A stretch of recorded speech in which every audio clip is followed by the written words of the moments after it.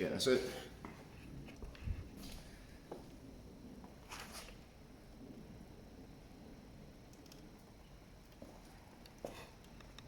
This is my 2016 Yamaha MT 125, sorry. MT 25, God, that would be even slower. So that's the first time I've sat on the bike. I bought it in St Andrews, which is about 80 miles from here. Transported it back in my own van. Forgot my straps to tie it in.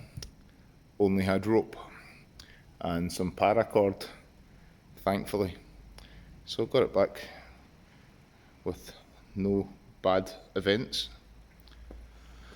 So I've started in reverse here. I don't even have my motorcycle licence. I've not even done a CBT. I don't even have a helmet or a pair of gloves or boots. But I am now a proud owner of a lovely Yamaha motorbike. Cheers.